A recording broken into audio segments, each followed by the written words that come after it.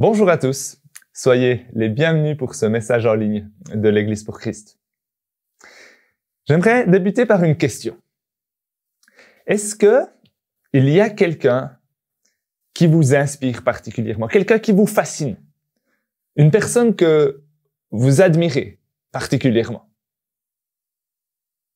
Si oui, posez-vous la question, pour quelle raison est-ce que cette personne m'inspire? Pour quelle raison est-ce que je l'admire? Est-ce que c'est à cause de son caractère, de son comportement? Ou est-ce que c'est parce qu'elle a une faculté particulière? Si je réfléchis à mon domaine d'activité professionnelle, une personne qui m'inspire particulièrement, c'est certainement Charles Spurgeon. Il était prédicateur au 19e siècle à Londres. Et c'était une personne qui avait un talent oratoire hors du commun. Et il a eu l'occasion de transmettre l'Évangile d'une façon qui a réellement touché les cœurs. Il a eu l'occasion de vivre un réveil spirituel. Lorsque j'ai un peu étudié sa vie, eh bien, je me suis rendu compte que derrière cet homme, avec ses talents oratoires, eh bien, il y avait un homme de prière. Un homme qui passait énormément de temps dans la prière, dans une prière fervente. Et ça aussi, ça m'impressionne. Aujourd'hui, nous allons poursuivre notre étude dans le livre de Daniel. Et nous allons pouvoir découvrir de nouvelles facettes de cet homme qui nous a aussi déjà impressionnés par différents aspects dans les cultes que nous avons eus précédemment. Avant de nous lancer dans l'histoire que nous allons considérer aujourd'hui, j'aimerais vous inviter à la prière. Seigneur, merci pour cette opportunité ce matin de nous plonger à nouveau dans ta parole. Merci parce que tu t'es révélé à nous, parce que au travers de ta parole, la Bible, tu nous dis qui tu es, tu nous dis ce que tu aimes, ce que tu désires que nous fassions. Mais surtout, tu nous révèles ton plan pour nous sauver de notre situation de pécheur. Merci pour ce que tu as accompli sur cette croix de Golgotha en Jésus ton Fils. Merci d'être venu porter notre condamnation. Merci pour cette relation que nous pouvons avoir avec toi, comme nous le verrons aussi de Daniel qui avait cette relation avec toi. Et merci que, au travers de Jésus-Christ, nous pouvons entretenir cette relation avec le Dieu 3 fois saint au quotidien. Merci pour cela et merci que tu nous conduis à présent dans cette étude de ta parole. Amen.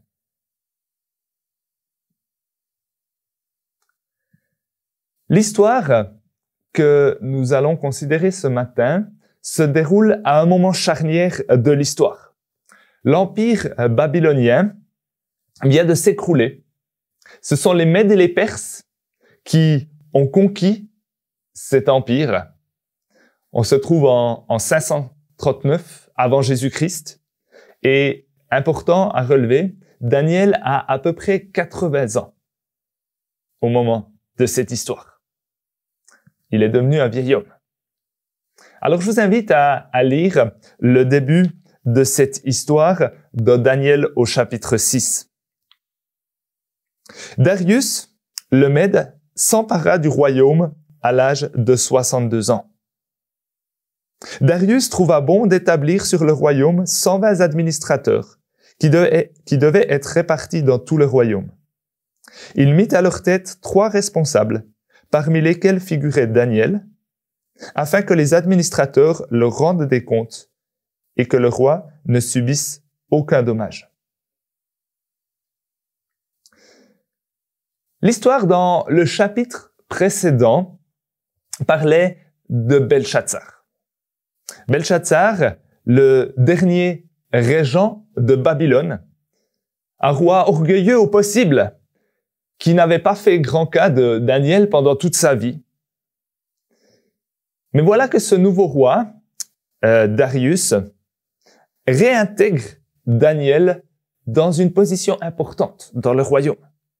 Probablement que Darius s'était un peu intéressé à l'histoire de Babylone et qui s'était rendu compte du rôle important que Daniel avait joué sous Nebuchadnezzar. Et Daniel reçoit un poste particulier.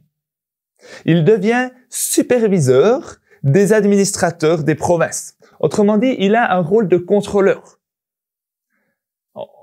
On sait de l'époque qu'il arrivait souvent que ces administrateurs profitent de leur haut rang, de leur bonne situation pour se remplir les poches au passage. Ils se laissaient parfois corrompre.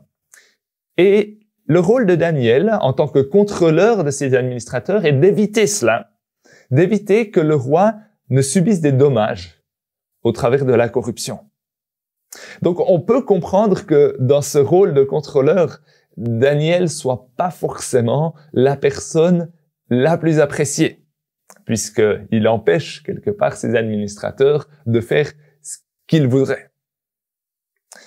Et donc voilà que des administrateurs de ces provinces et d'autres responsables, d'autres de ces contrôleurs sont jaloux de la position de Daniel et désirent l'éliminer. Nous lisons la suite du passage à partir du verset 5. Les responsables et les administrateurs cherchèrent alors une occasion d'accuser Daniel en rapport avec les affaires du royaume. Cependant, ils ne purent trouver aucune occasion de le faire, aucune faute de sa part, parce qu'il était fidèle et qu'on ne trouvait chez lui ni négligence, ni faute. Ces hommes dirent « Nous ne trouvons aucun motif d'accusation contre ce Daniel, à moins d'en trouver un dans la loi de son Dieu. » Puis ses responsables et ses administrateurs se précipitèrent vers le roi et lui dirent « Roi Darius, puisses-tu vivre toujours? Tous les responsables du royaume, les intendants, les administrateurs, les conseillers, les gouverneurs, sont d'avis que le roi proclame un édit comportant une interdiction sévère. Toute personne qui, dans l'espace de 30 jours, adressera des prières à un autre Dieu ou homme que toi, roi, sera jeté dans la fosse aux lions. » Ces administrateurs, ils ont un problème. C'est que ils aimeraient éliminer ce Daniel, mais ils trouvent aucun moyen de l'accuser. Tout ce qu'il fait, c'est juste. Il est d'une droiture impressionnante. Il respectait les lois de ce royaume. Il était loyal envers ce roi. En d'autres termes, il est irréprochable. Et ce comportement de Daniel, il a de quoi nous questionner. Est-ce que nous aussi, nous sommes droits? Le Nouveau Testament nous appelle aussi à être saints. On a dans 1 Pierre un passage où il est dit « En enfants obéissants, ne vous conformez pas aux désirs que vous aviez autrefois quand vous étiez dans l'ignorance. » Et ensuite vient ceci.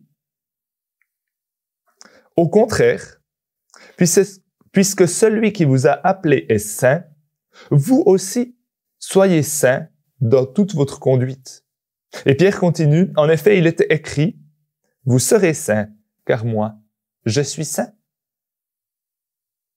Le Nouveau Testament nous appelle aussi à être saints, à nous comporter droitement. Et nous pouvons nous poser la question, quelle image les gens ont-ils de moi? Qu'est-ce que les gens autour de moi peuvent observer de ma personne? Est-ce que je suis plutôt connu pour être un magouilleur, un profiteur, une personne qui cherche les failles du système pour les utiliser, pour trouver un avantage? Ou est-ce que je suis une personne qui fonctionne avec des demi-vérités? Une personne qui critique toujours? Ou qui est toujours négative? quelle image est-ce que les gens ont de moi? Soyez saints comme je suis saint, nous dit le Seigneur. Les opposants de Daniel, ils ne peuvent pas s'attaquer à son comportement. Et du coup, ils ont une idée. Ils s'attaquent à sa foi. Et cela nous montre que notre foi peut pour nous aussi être un élément sur lequel les gens peuvent nous attaquer. Et Jésus l'avait annoncé dans Jean 15. Il dit à ses disciples, « Si vous étiez du monde, le monde vous aimerait, car vous seriez à lui. Mais vous n'êtes pas du monde. Mais je vous ai choisi du milieu du monde. C'est pour cela que le monde vous déteste. » Notre foi, le fait que nous appartenions à Dieu, peut faire de nous des cibles. Est-ce que nous en sommes conscients? Et surtout, est-ce que nous sommes prêts à cela?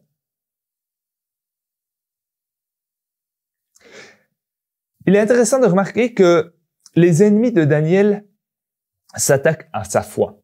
Ça veut dire qu'ils étaient convaincus, qu'ils avaient pu observer de Daniel que c'était un élément important de sa vie. Et ils étaient convaincus que Daniel ne ferait pas de compromis sur ce domaine-là. Il serait fidèle, entièrement fidèle à son Dieu. Et donc, sur cet élément-là, il pourrait l'avoir.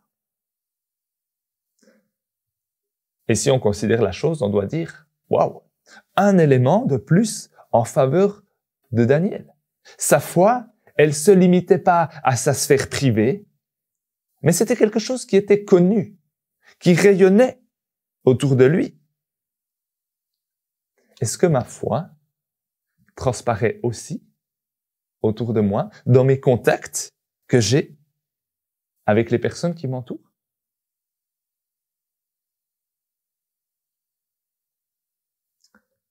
Pour Daniel, sa foi était quelque chose de non négociable. Et ses ennemis, avaient pu l'observer. Qu'est-ce qu'il en est chez nous? Est-ce que notre relation à Dieu est aussi quelque chose de première importance? Est-ce que c'est aussi quelque chose de non négociable?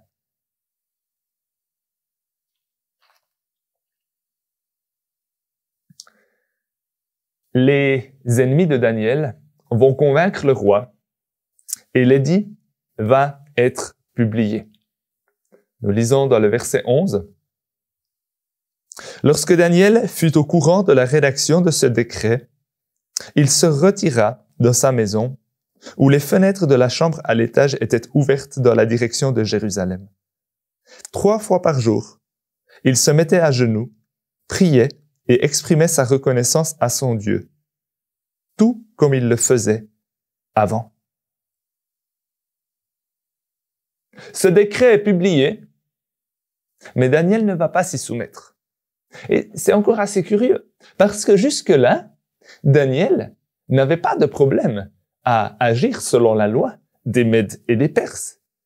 Il était irréprochable envers ce roi, ce qui signifie bien qu'il appliquait consciencieusement cette loi des Perses. Mais là, tout à coup, il ne suit plus cette loi. Pourquoi?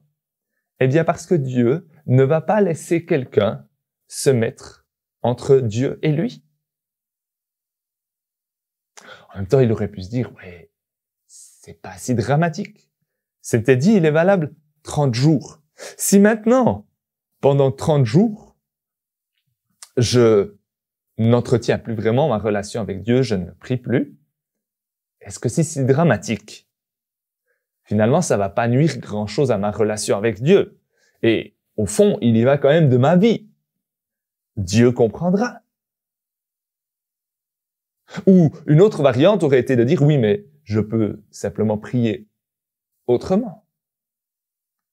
Je prie en me promenant. Personne n'y verra rien. Mais ce n'était pas une option pour lui.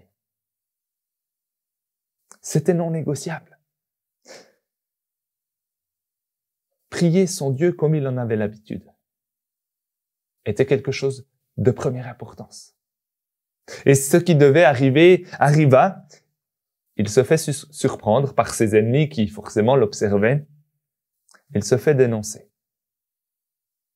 Mais là encore, Daniel aurait pu trouver une issue avec un mensonge en disant mais j'étais pas en train de prier Dieu, en l'occurrence j'étais en train de te prier toi, ou roi.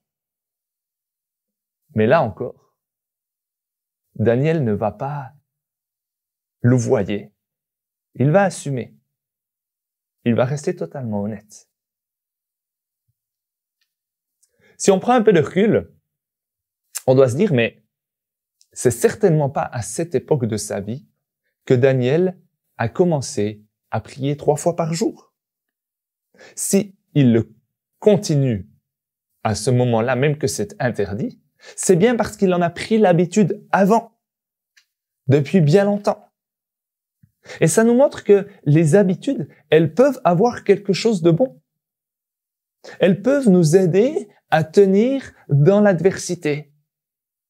Alors bien entendu, il ne s'agit pas d'une habitude où si on en demande la raison, on répond « je sais pas, j'ai toujours fait comme ça ». Non, c'était une habitude qui lui apportait réellement quelque chose. Et là, de nouveau, on peut faire un lien avec notre vie quotidienne. Qu'est-ce que j'attends pour mettre en place de bonnes habitudes? Des habitudes qui m'apportent quelque chose.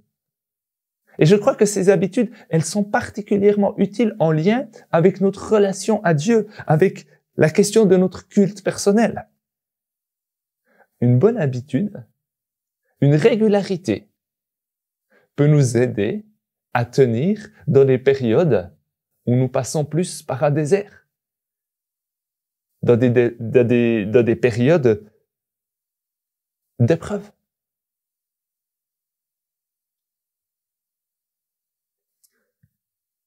Continuons la lecture. Daniel 6, chapitre 6, le verset 15. Le roi fut très attristé quand il entendit cela. Mais ces hommes insistèrent auprès du roi. Alors le roi donna l'ordre de faire venir Daniel et de le jeter de la fosse aux lions. Le roi dit à Daniel, « Que ton Dieu que tu sers avec persévérance veuille te délivrer. » Daniel a été ferme dans sa foi. Il n'a pas cherché à se sortir de cette situation. Il est resté fidèle dans sa relation à Dieu. Et quelle a été la récompense? La fosse aux lions. La récompense, la fosse aux lions. Et là, on doit se dire, mais comment est-ce possible? Comment est-ce que Dieu peut permettre cela? Daniel a été fidèle. Et voilà la réponse de Dieu. On remarque ici que Dieu n'agit pas toujours avec la même perspective que nous. Il n'intervient pas toujours comme on se l'imaginerait. Peut-être que toi, tu as aussi des idées comment Dieu devrait intervenir dans ta situation. Mais Dieu intervient pour Daniel de la façon qui va le plus glorifier son nom. Et parfois même, selon notre perspective terrestre, Dieu n'intervient peut-être pas. Ça a été le cas pour les apôtres. Bien des apôtres sont morts en martyrs, lapidés, crucifiés, dépecés, brûlés. On remarque, Daniel, il est prêt à mettre en jeu sa vie pour sa relation avec Dieu. Et ça peut sembler quand même bien étrange dans le contexte dans lequel nous vivons, dans notre monde si tolérant. Mais j'aimerais nous poser une question. Qu'est-ce qui doit être menacé dans ma vie pour que j'envisage tout à coup de faire un compromis dans ma relation avec Dieu? Qu'est-ce qui doit être menacé? Comment est-ce que je réagis, par exemple, si c'est mon temps libre qui est menacé? Ah, j'ai pas le choix. Mon job est trop prenant. J'ai pas le temps pour mon culte personnel, ou pour aller à l'église, ou pour m'engager à servir dans l'église. Ou j'ai pas le choix. J'ai un match. Je peux pas. J'ai pas le choix. J'ai pas ce don. Je peux pas m'engager là-dedans. J'ai pas le choix. J'ai pas le choix. Mais même quand sa vie était menacée, même que sa vie était en jeu, Daniel a considéré qu'il avait encore le choix.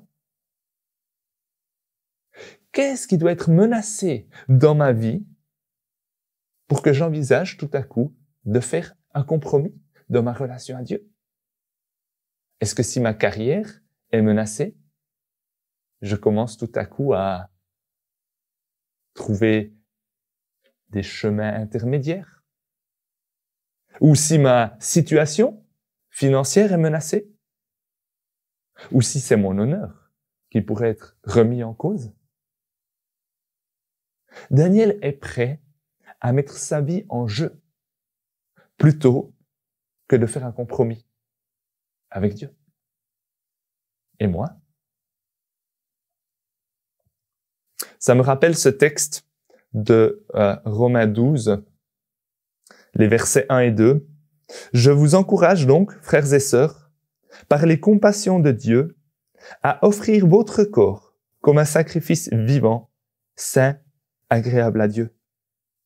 Ce sera de votre part un culte raisonnable.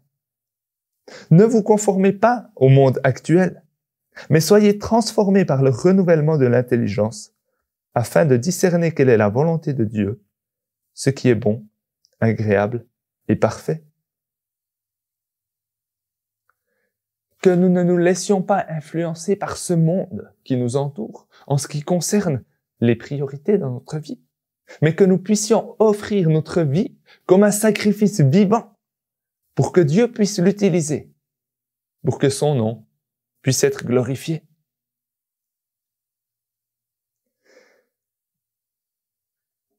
Je le disais en introduction, Daniel avait à peu près 80 ans à ce moment où il est mis dans la fosse aux lions. Et ça nous montre bien combien l'enjeu de la fidélité à Dieu reste un enjeu tout au long de notre vie. Même les plus âgés sont encore tentés dans cette question de la fidélité à Dieu. Continuons notre lecture.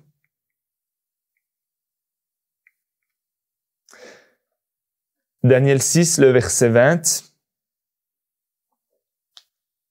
Le roi se leva tôt le matin, avec l'aurore, et se précipita à la fosse aux lions. En s'approchant de la fosse, il appela Daniel d'une voix triste.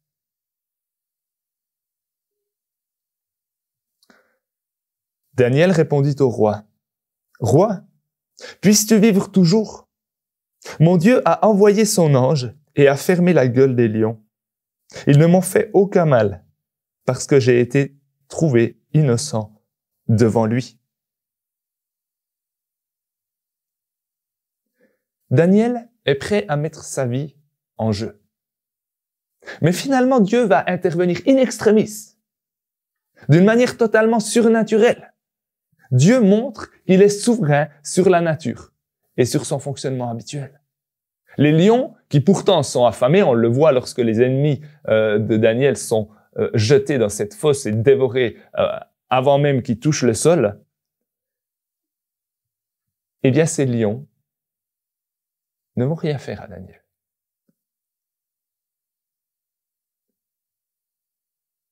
Dieu intervient in extremis. Et quel sera le résultat de cette histoire? Eh bien, nous le lisons à partir du verset 26. Après cela, le roi Darius écrivit à tous les peuples et à toutes les nations, aux hommes de toute langue qui habitaient dans l'Empire. Que la paix vous soit donnée en abondance. J'ordonne que, dans toute l'étendue de mon royaume, on ait de la crainte et un profond respect pour le Dieu de Daniel. En effet, il est le Dieu vivant et il subsiste éternellement. Son royaume ne sera jamais détruit et sa domination durera jusqu'à la fin. C'est lui qui délivre et qui sauve, qui accomplit des signes et des miracles dans le ciel et sur la terre. C'est lui qui a délivré Daniel de la griffe des lions. Ce roi, pourtant païen, va faire une déclaration impressionnante sur Dieu. La fidélité et le témoignage de Daniel va permettre que Dieu soit proclamé loin, à la ronde. Une issue qu'on est loin d'imaginer quand on commence à lire ce récit, si on n'en connaît pas la fin. Dieu désire aussi utiliser notre témoignage pour glorifier son nom, comme ça a été le cas pour Daniel. Est-ce que nous sommes prêts à cela?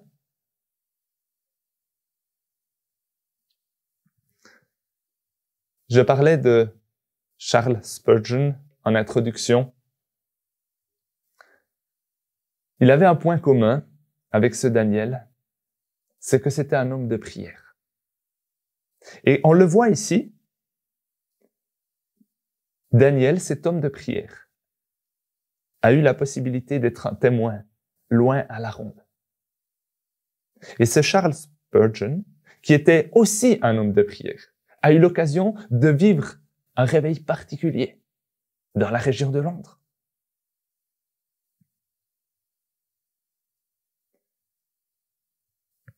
Ce roi Darius va faire une déclaration sur Dieu. Et quel est le contenu de cette déclaration? Eh bien, on pourrait la résumer en deux éléments. D'une part, il reconnaît une gloire éternelle à ce Dieu. Une gloire qui contraste avec la gloire passagère des rois qui sont mentionnés dans ces récits du livre de Daniel. Et d'autre part, il reconnaît un Dieu qui sauve. Et avec ce dernier élément, eh bien, Darius, un roi païen, exprime une réalité à propos de Dieu. Dieu est un Dieu qui sauve.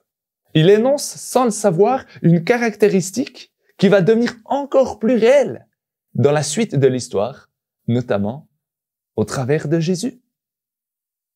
Jésus vient accomplir cette pleine délivrance, ce plein salut que Dieu veut donner aux êtres humains.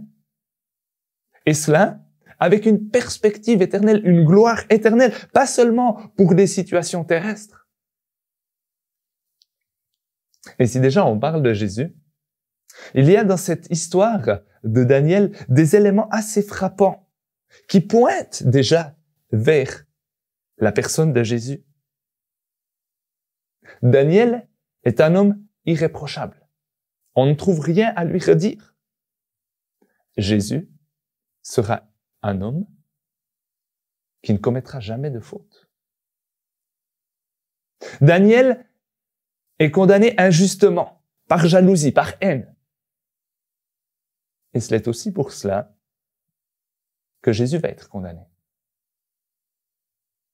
Pour Daniel, faire la volonté de Dieu, c'était plus important que sa propre vie. C'est pas sans rappeler l'épisode de Jésus au jardin de Gethsémani. Daniel va être condamné à cause de la faiblesse d'un roi qui se laisse manipuler dans son orgueil. Jésus va se laisser mourir à cause des fautes d'un autre. Toi et moi. Daniel va être jeté dans une fosse et il va en ressortir. Jésus va être mis au tombeau et il va en ressortir. Tout comme l'innocent n'a pas été retenu dans la fosse, la mort ne pourra pas retenir Jésus-Christ parce qu'il est pleinement juste. Une différence peut-être malgré tout dans ces deux histoires, c'est que la conséquence pour les ennemis de Daniel, elle n'a pas tardé. Pour tous ceux qui ne reconnaissent pas Jésus, qui n'acceptent pas son salut, ce salut que Dieu offre au travers de Jésus-Christ, eh bien, il y aura aussi une conséquence. Mais elle n'est pas immédiate. Elle n'interviendra que au moment où Jésus reviendra et que l'humanité sera jugée. Donc on a dans cette histoire de Daniel une histoire qui révèle certains aspects de ce que Jésus accomplira des siècles plus tard. Pour résumer un peu ce que nous avons vu, pour Daniel, la fidélité à Dieu et le fait de soigner sa relation avec lui, c'était deux choses qui étaient indissociables. Et il n'était pas question de faire un compromis là-dessus. Est-ce que nous sommes prêts, nous aussi, à apporter notre vie comme un sacrifice vivant? Un sacrifice coûte quelque chose. Est-ce que nous sommes prêts à tout confier à Dieu? À orienter notre vie, avant tout, vers ce qui est important pour lui? C'est ce que je nous souhaite à nous tous qui avons visionné ce message. J'aimerais vous inviter à la prière. Oui, Seigneur Dieu, merci pour cet exemple de la vie de Daniel. Cet exemple qui nous inspire, qui nous interpelle à marcher droitement devant Dieu et à faire de notre relation avec toi une priorité. Et merci parce que tu as rendu cette relation possible au travers du don de ton Fils. Seigneur Jésus, merci. Merci d'être venu sur cette terre, vivre parfaitement, sans jamais commettre aucun péché. Et pourtant tu es allé mourir, subir la condamnation que méritait le péché, parce que tu as pris nos péchés sur toi. Mais merci parce que tu es ressuscité. La mort n'a pas eu la victoire sur toi. Et merci parce que tu es monté au ciel, que tu es assis à la droite de Dieu et que tu intercèdes pour nous. Merci parce que tu as rendu cet accès à Dieu possible. Nous pouvons entretenir une relation avec Dieu au quotidien, au travers de ton œuvre. Et merci parce qu'un jour tu reviendras. Tu reviendras établir ton royaume. Et nous pourrons vivre éternellement avec toi dans un monde parfait, dans un monde parfaitement restauré. Nous nous réjouissons de cela. Et merci pour ce cadeau que tu nous fais. Nous ne le méritons pas et nous ne pouvons rien faire pour le gagner. C'est un cadeau que tu nous donnes, que nous pouvons accepter. Fais-nous la grâce de pouvoir accepter ce cadeau et au quotidien de pouvoir vivre avec l'esprit que tu nous as donné, qui vit en nous, pour que nous puissions mener une vie qui te glorifie. Amen. Il me reste à vous inviter à nous suivre à nouveau dans 2 semaines pour la prochaine diffusion d'un message en ligne. D'ici là, je souhaite que cet exemple de Daniel puisse nous inspirer dans notre vie quotidienne et nous montrer l'importance que cela a d'entretenir notre relation avec Dieu. Soyez bénis.